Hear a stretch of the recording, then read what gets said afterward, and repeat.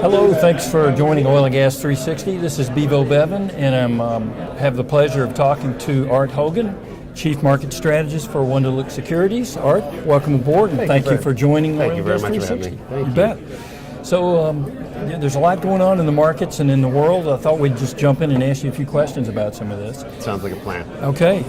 When you look at today's oil prices and the strength of the dollar, you know, the effect that they have on each other, what do you, on energy producers, can you give us a perspective of what do you think, how is this going to play out over the next 2 or 3 years? Sure. So very, very strong correlation historically and still today with the strong dollar, the strength of the dollar, and the price per barrel of oil. So you've got a dollar-denominated commodity, and the stronger the dollar gets, obviously the weaker the price per barrel of oil is. And that's not the entirety of the pullback that we've seen, but I will tell you this, as part of the recovery in the price of oil, the stronger dollar is not going to help. You know, as we look into the next 2 years, I would say, at least in 2015, the FOMC is going to be the only central bank around the globe, any developed country that has a central bank around the globe, that's going to be tightening. You know, we probably bump up interest rates by 25 or 50 basis points this year, and 100 basis points next year. And that, in concert with, central banks that are still easing, ECB, Bank of Japan, Bank of China, right. It's going to at least put a bid under the dollar. So that's not going to help. The good news is, I think that the supply and demand dynamics are certainly going to get into equilibrium sometime in 2015. Now, if that equilibrium price comes at, $50 or $30 or $70 is anybody's guess. My guess is we're somewhere north of 50 and somewhere south of 70 in 15 and probably in 16 as well. The amazing part of the entire supply and demand dynamics is that we're not that far out of whack. We're not down 60% in demand, and we're not up 60% in supply. We use about 92 million barrels a day globally. We're supplying about 1.5 to 2 million barrels a day more into the global system than we're using. So what happens? Well, a couple things happen. On the demand side, cheaper energy prices increase demand. It takes a while, but it certainly works, and it will again. The problem is, when you think about that strong dollar and emerging market demand, they're less able to appreciate that pullback in price. And a slow economy like Europe, that still has very high gasoline taxes, you don't see that demand response as markedly. But in the United States, we've seen a pickup in demand already. The supply side is the big question. How much and how soon do we see a production slowdown? And it's not going to happen in the first half of this year. In the U.S., we're going to increase production all the way into the summertime. It's already online. February is going to be over January. And that's in the face of seeing things like rig counts coming down, CapEx budgets coming down, layoffs at major oil field service companies. But the OPEC supply has increased as well. So January was higher than December, and February is going to be higher than January.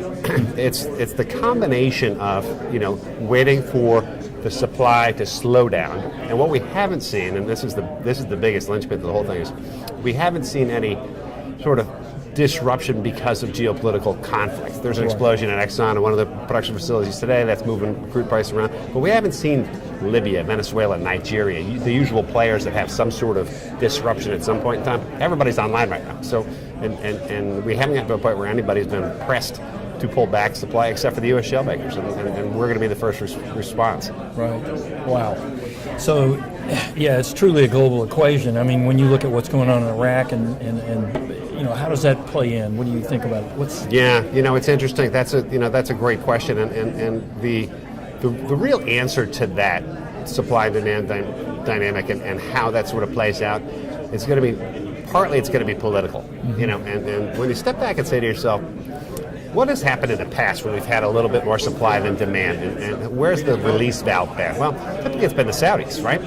Yep. And then you say to yourself, well, why did this Thanksgiving change and the Saudis change their mind and change their usual pattern? Well, the first and foremost, I would say, is market share. They see a decrease in market share. But secondly, the real political game that the Saudis are playing right now is they've got cash reserves, so they can actually live with lower energy prices for a period of time, whereas most of the Iraqs, Irans, Libya, almost all of OPEC, ex Saudi Arabia can't. So they're trying to see how long they can keep the pressure on.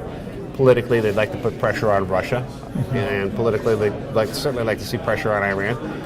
And it's hard to know if that instability that might be caused by this pressure that's put on these countries that are oil producers but use a great deal of that oil production to run their social programs causes unrest. That's the wild card. Now, we know it's going to put pressure on Russia to come to their senses and do something about not being so nationalistic and invading countries like Ukraine and other places. At some point in time, if they don't stop things like that and their country, is dependent on oil, they're going to throw the leader out and start over again. That may not be 2015's business, but at some point in time, oil here is going to do that. But I think the real answer, to the question is how long can countries actually go on producing at this price and running social programs, supporting citizens from birth to death, and that's the real wild card. Think about it like this: if you're a company and you're producing, you can lay down rigs, you can go into survival mode, or you can sell your assets to somebody else. If you're a country and you're dependent on oil production and you don't have a cash reserve, that causes instability. That's going to be the biggest wild card we see at the back half of 15 and sometime in 16. And I think that's where we'll see the flare-ups, and that's where we'll start to see disruption of supply. We're used to having one of those geopolitical hotspots come offline. We've had none of it. Okay. Going back to the U.S. just for a minute, kind of shift gears. What do you think? What's coming from the Fed? What's your thoughts? Well, my guess is they've got a dual mandate, and the full employment is looking a lot closer to their targets. They might have to move the goalpost because it's getting there faster than they thought it would. So they're halfway there to normalizing rates. The piece of the puzzle that's not there is inflation, right? So lower energy prices is feeding into that. We got a PPI that came out today that was tepid at best. If you X out, the volatile food and energy, it's still pretty light. So that as the Fed looks at this equation, they say to themselves, well, would we rather sit back at the zero bound and wait, or do we need to get off emergency Fed policy at least a little to show movement towards normalization of rates? My guess is they're going to lean towards the latter. They're probably going to bump up to officially 25 basis points at the June meeting. We'll probably hear at the next week that they've taken the patient language out of their statement, and that'll tell us, well, June gets us 25 basis points. The next meeting they have doesn't have a press conference, so they do nothing. The next meeting they may go another 25 basis points, and lo and behold, we exit 2015 at 50 basis points for a Fed funds rate. That's not going to cripple anybody's economy. And I think if anything, I think the Fed would like to get even further down the road on normalization, such that if something were to really disrupt the global economy and affect us domestically, they'd have some bullets, right? And they don't have any right now. Except for quantitative easing, they have no room on interest rates. Right. So it gives them a little leeway. Yeah, it sure does. Okay. If you look at the U.S., what people are calling a recovery, how is it a recovery? How fragile is the U.S. economy, or do you think are we really starting to see something? Oh, I think we're starting to see something, and I think that's reflected in things. It's interesting. You can cherry pick the economic data you want to look at and say, the U.S. recovery is not that strong, except for the fact that 2/3 of our GDP is driven by the consumer, and the consumer has three tailwinds that just are now showing themselves. High levels of employment, right? Whether you like the kinds of jobs we're producing more of them, right? So more people are working. Low energy cost, right? You don't have to walk down the street before someone will tell you how much it cost to fill up their car today than it did yesterday and last year at this time. And consumer confidence is at a level that we haven't seen since before the recession. So those tailwinds, I think, are going to drive 2/3 of our economy. And people point out and say, well, wait a minute, this store or that store, had bad sales. I'd point you to two things. Look at Apple Computer, all right? Apple Computer, and they blew out everybody's expectations for sales, right? And they're not stopping. Look at our auto sales. We're running at 16.5 or 17 million on a SAR basis, right? People are buying cars, they're buying Apple iPhones, and selectively they're getting back into the market for things like home purchases. We've seen a lot of refis, and that turns into new homes creations. Millennials are finally moving out of their parents' basement and actually going out and creating households. That will trickle into more, home construction. I think we're on the right path, and one of the drivers is going to be lower energy prices. So whether we sort of settle in at $60 and that's the average for the next 2 years, that's still a whole lot lower than it was in last summer, right? So here we are in an economy that's driven by the consumer. The biggest headwind to all of this recovery is outside of our control. It's a Russia-Ukraine, sanctions on Russia, slowdown in Europe. It's China not stimulating their economy, and the China demand story falling apart. None of that seems to be necessarily in place. If we get a Russia-Ukraine ceasefire that lasts, and we can back off on sanctions, and Europe can stimulate, and their economy can move forward, China continues to stimulate, I think we're actually going to get tailwinds from the things that were headwinds to us in 2014.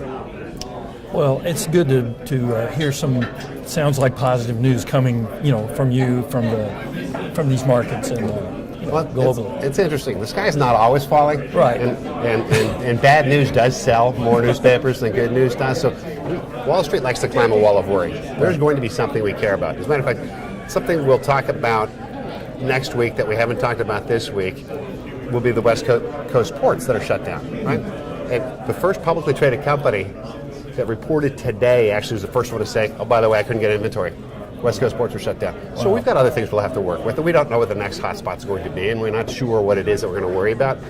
But we tend to work our way through them, and it's funny when that becomes something that's on the back burner, we'll find something else to worry about. But you know what? We've been worried about this recovery since 2009. That's true. And here we are.